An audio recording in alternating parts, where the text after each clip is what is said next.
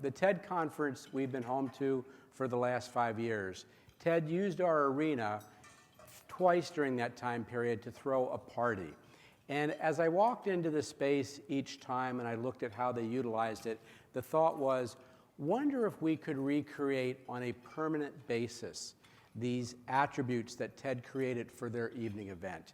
And we reached out, hired an architect. The architect did some studies, did some reviews, did some costings, and they said, your dream is potentially a reality. So we went to city management, we went to city council, we got the funding, and tonight you're going to experience what has been a culmination of 2.5 years in planning, creating, building, and now launching this evening. We've never seen something like this before.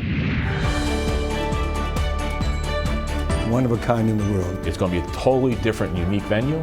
Dynamic. It's very cool. A blank canvas waiting for someone to think of a way to use it. We're transforming a 1960s arena that was originally built for hockey and basketball and transforming it into an intimate space. By having this area segregated on the arena floor, we're able to have events like boxing, banquets, fashion shows. Really, it's sky's the limit. What we've created is essentially a technical ceiling. So it's a large metal structure that weighs tens of thousands of pounds that hangs above. It will be America's largest tension grid, but it's the only tension grid in the world that will be able to fly up and down.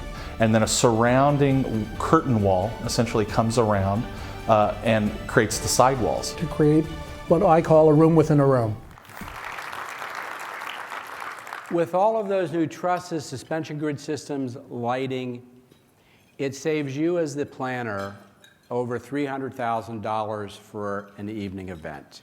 Just to rent, install, and all the labor involved with that would be cost prohibitive for many, many parties.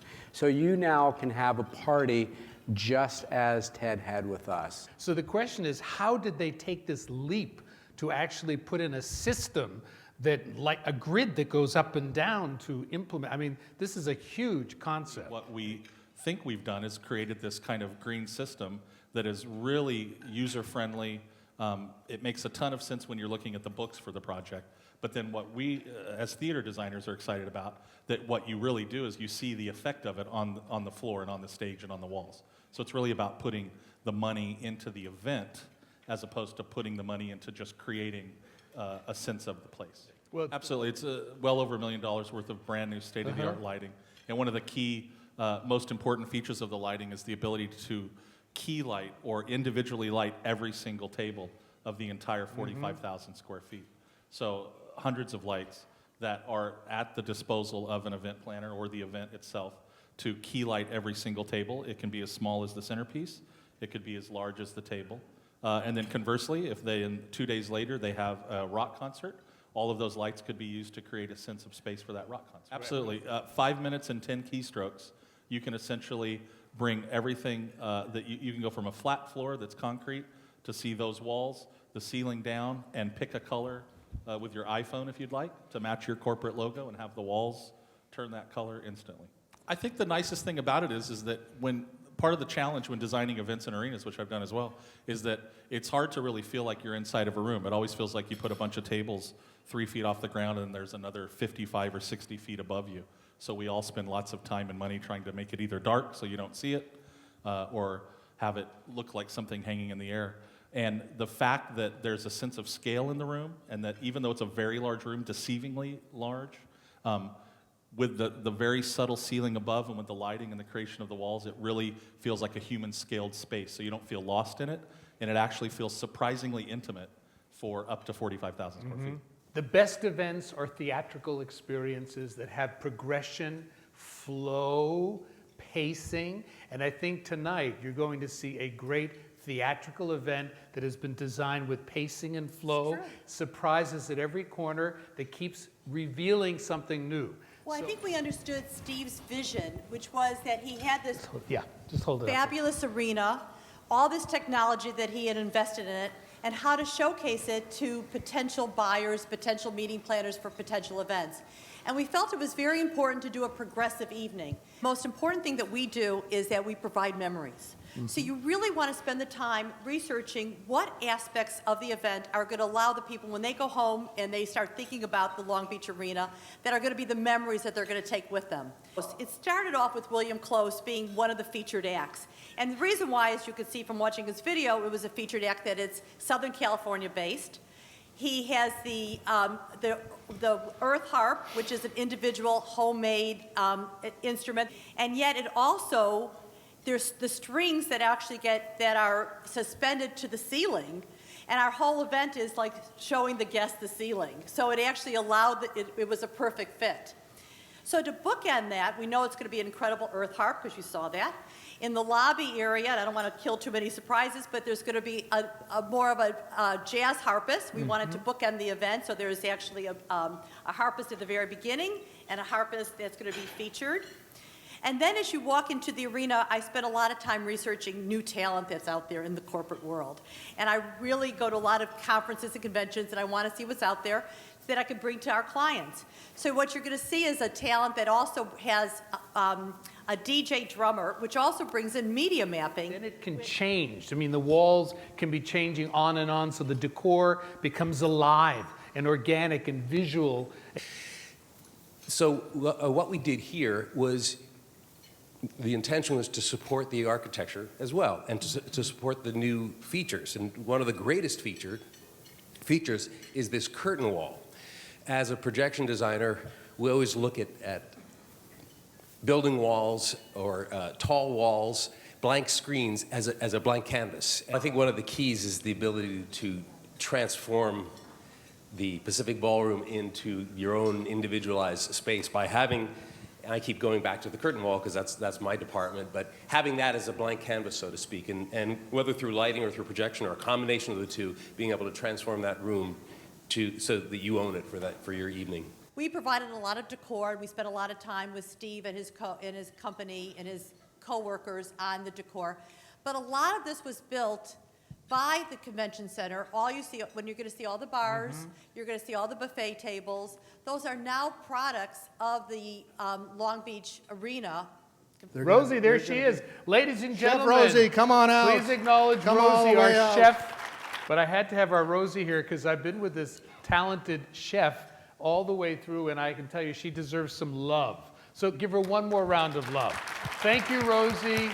We prepared over 17,000 individual items for you. And the reason that we do it in the individual side of it was, one, is we could keep it sustainable, even on the vessels. You'll look at the vessels when you look at the food. Look at the vessels too. Meeting planners, I think you'll know where I'm coming from on that. Look how it's presented, and I think that's what'll differentiate this event on the food side.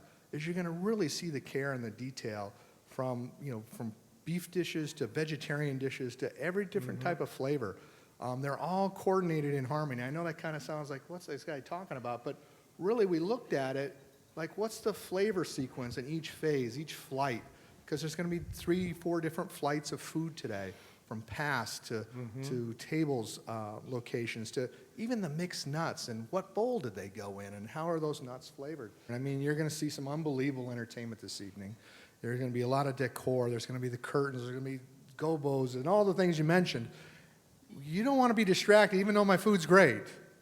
You don't want to be distracted to have to go over to the food station, so that's why you have the integration of the past hors d'oeuvres, and to still get that great variety and that great flavors and the great presentations, even in the past side of it.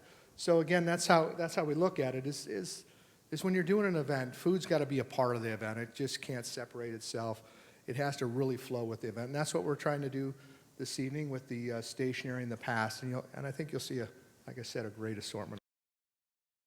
This was magical.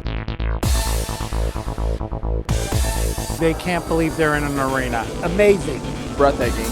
Astonishing. A reimagined space. It's a game changer. We put it on paper, and now we see the reality. It is magical.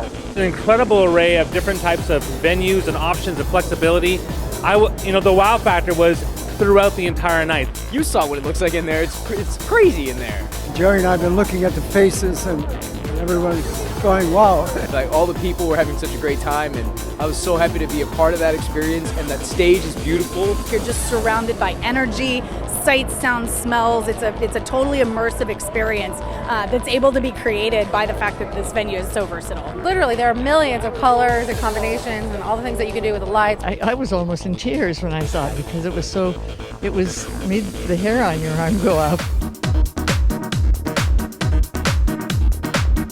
Long Beach is on the map in a way that it never has been before.